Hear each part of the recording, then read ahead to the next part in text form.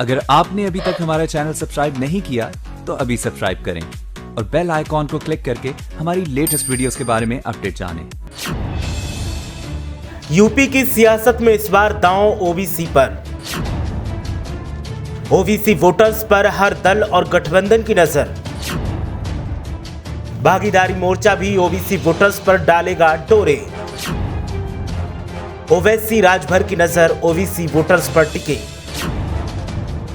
देखिए क्या कहता है यूपी में सियासत का ओबीसी फैक्टर। उत्तर प्रदेश विधानसभा चुनाव को लेकर राजनीतिक बिसात अभी से बिछाई जाने लगी है। वोट बैंक को मजबूत करने और वोट बैंक को साधने का काम तेजी से किया जा रहा है और इस बार सबसे अहम पहलू ओबीसी वोटर्स माने जा रहे हैं, क्योंकि प्रदेश में सबसे बड़ा वोट बैंक होने की वजह से हर दल और गठबंधन ओबीसी को अपने साथ लाने की तैयारी कर रहा है और तरह तरह के पासे फेंके जा रहे हैं। ऐसे में सपा से लेकर बीएसपी और कांग्रेस सूबे की सत्ता में वापसी की कोशिशों में जुटे हैं, तो एआईएमआईएम के प्रमुख असदुद्दीन ओवैसी मुस्लिम ओबीसी समीकरण बनाने की कवायद में जुट गए हैं। ओवैसी राजभर की नई दोस्ती से साफ संकेत मिल रहे हैं कि ये बीजेपी को सीधा फायदा पहुंचाकर ही मानेंगे, क्योंकि इस गठबंधन के खाते में जो भी वोट जाएगा वो सपा, कांग्रेस और बीएसपी का ही होगा। खासकर सबसे ज्यादा सपा का वोट बैंक इन वोट कटुओं का निशाना बनने वाला है। ओवैसी के यूपी मिशन में सुहेलदेव भारतीय समाज पार्टी के अध्यक्ष ओम प्रकाश राजभर अहम कड़ी बने हैं, जिनके सहारे छोटे छोटे दलों को मिलाकर सूबे में एक बड़ी राजनीतिक ताकत बनाने की कोशिश ओवैसी कर रहे हैं, जिसमें शिवपाल सिंह यादव को भी शामिल करने से कोई गुरेज नहीं दिखता। असदुद्दीन ओवैसी ने लखनऊ में ओम प्रकाश राजभर से मुलाकात की। राजभर ने हाल ही में ओबीसी समुदाय के 8 दलों के साथ मिलकर बीजेपी के खिलाफ भागीदारी संकल्प मोर्चा नाम से गठबंधन बनाया है। इस मोर्चे में ओम प्रकाश राजभर की सुहेलदेव भारतीय समाज पार्टी, बाबू सिंह कुशवाहा की अधिकार पार्टी, कृष्णा पटेल की अपना दल के, प्रेमचंद प्रजापति की भारतीय वंचित समाज पार्टी, अनिल चौहान की जनता क्रांति पार्टी आर और बाबू रामपाल की राष्ट्रीय उदय पार्टी शामिल है। इसी गठबंधन में अगर सपा से बात न बनी तो शिवपाल सिंह यादव की प्रसुबा भी शामिल हो सकती है और असदुद्दीन ओवैसी की पार्टी ने साथ जाने का औपचारिक ऐलान तो कर ही दिया है। एआईएमआईएम के राजभर के साथ आना इसीलिए भी तय है क्योंकि राजभर के साथ ओवैसी बिहार में किस्मत आजमा चुके हैं, जिसमें ओवैसी को 5 सीटें भी मिली हैं। ओवैसी ने सीधे तौर पर कहा कि हम दोनों साथ बैठे हैं और हम ओम प्रकाश राजभर की लीडरशिप में साथ खड़े हैं और काम करेंगे। इतना ही नहीं, उन्होंने सपा से अलग होकर प्रगतिशील समाजवादी पार्टी के अध्यक्ष शिवपाल सिंह यादव के साथ भी गठबंधन करने के संकेत दिए हैं। इससे साफ जाहिर है कि ओवैसी इस बार मुस्लिम ओबीसी समीकरण के सहारे यूपी के चुनावी रणभूमि में उतरने का प्लान बना चुके हैं। बता दें कि उत्तर प्रदेश में सरकारी तौर पर जातीय आधार पर पिछड़ा वोट बैंक का कोई आधिकारिक आंकड़ा नहीं है, लेकिन एक अनुमान के मुताबिक यूपी में सबसे बड़ा वोट बैंक पिछड़ा वर्ग यानी ओबीसी ही है। लगभग 52% ओबीसी वोट बैंक में 43% वोट बैंक गैर यादव बिरादरी का है, जो कभी किसी पार्टी के साथ स्थायी रूप से नहीं खड़ा रहता है। इतना ही नहीं, पिछड़ा वर्ग के वोटर कभी सामूहिक तौर पर किसी पार्टी के पक्ष में भी वोटिंग नहीं करते। उत्तर प्रदेश की सियासत में पिछड़ा वर्ग की अहम भूमिका रही है। माना जाता है कि करीब 50% ये वोट बैंक जिस भी पार्टी के खाते में गया, सत्ता उसी की हुई।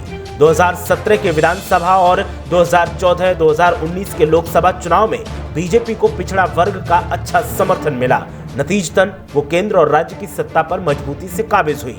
ऐसे ही 2012 में सपा भी ओबीसी समुदाय के दम पर ही सूबे की सत्ता पर काबिज हुई थी, जबकि 2007 में मायावती ने दलित के साथ अति पिछड़ा दांव खेलकर ही चुनावी जंग फतेह की थी। उत्तर प्रदेश की राजनीति में जब बात पिछड़ा वर्ग की आती है तो यादव को छोड़कर अन्य पिछड़ी जातियों की सियासत काफी अलग खड़ी नजर आती है।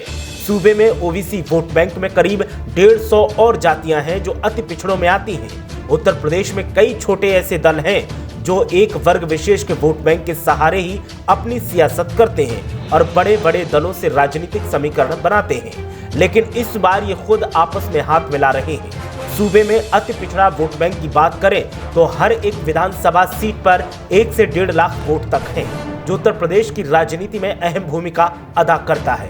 यूपी में सभी राजनीतिक पार्टियों की नजर अति पिछड़े वोटों पर है, क्योंकि बीजेपी ने पिछले चुनाव में इन्हीं मतों के सहारे सत्ता में वापसी की थी। लेकिन ओम प्रकाश राजभर अब बीजेपी से अलग हैं और पिछड़ी जातियों की पार्टियों को एकजुट कर रहे हैं। इसका हिस्सा असदुद्दीन ओवैसी बनते हैं तो सूबे में सपा और बीएसपी जैसे दलों के लिए एक बड़ी चुनौती खड़ी हो जाएगी। यूपी में करीब 22% मुस्लिम मतदाता हैं, जिनके बीच ओवैसी अपना आधार बनाना चाहते हैं, और मुस्लिम मतदाताओं के भी रुख को अगर देखा जाए तो वह समाजवादी पार्टी से इतर ओवैसी के बारे में ज्यादा सोचते हैं। ओम प्रकाश राजभर पिछला चुनाव बीजेपी के साथ मिलकर लड़े थे और 4 सीटें जीतने में कामयाब हुए थे। हालांकि बाद में योगी सरकार पर पिछड़े वर्ग के साथ किए वादे पूरे न करने के आरोप में वो अलग हो गए। राजभर समुदाय पूर्वांचल में एक महत्वपूर्ण वोट बैंक है। गाजीपुर, बलिया, मऊ, आजमगढ़, चंदौली, भदोई, वाराणसी और मिर्जापुर में इस बिरादरी की आबादी 12 लाख से ज्यादा है। इस बिरादरी के नेता के तौर पर ओम प्रकाश राजभर ने अपनी पहचान बनाई है और ओवैसी के साथ मिलते हैं तो कई सीटों पर समीकरण बदल सकते हैं, क्योंकि इन्हीं इलाकों में मुस्लिम मतों की संख्या भी अच्छी खासी है। राजभर के गठबंधन के साथ अनिल चौहान की जन क्रांति पार्टी भी शामिल है। पूर्वांचल के कई जिलों में चौहान मतदाता काफी अहम भूमिका अदा करते हैं। इन्हीं स्थानीय भाषा में नोनिया के नाम से जाना जाता है। विशेषकर मऊ, गाजीपुर और जौनपुर के अधिकतर विधानसभा क्षेत्रों में इनकी संख्या अच्छी खासी है। पूर्वांचल में इनकी भी संख्या 8-9 लाख के करीब है, लेकिन सियासत में अपनी जगह नहीं बना सके। ऐसे ही राष्ट्रीय पार्टी के राष्ट्रीय अध्यक्ष बाबूराम पाल हैं, जो गडरिया समुदाय से आते हैं। सूबे में करीब 3% वोट है, जो काफी महत्वपूर्ण है। ओम प्रकाश राजभर ने गठबंधन के ऐलान के दौरान कहा था कि ये पिछड़ी जातियों के दलों का गठबंधन है, जहां जिस पार्टी के समुदाय के लोग ज्यादा होंगे वही पार्टी वहां पर चुनाव लड़ेगी और बाकी ओबीसी की जातियां उसे समर्थन करेंगी। इसी फॉर्मूले पर हमारे गठबंधन में सीटों का बंटवारा होगा।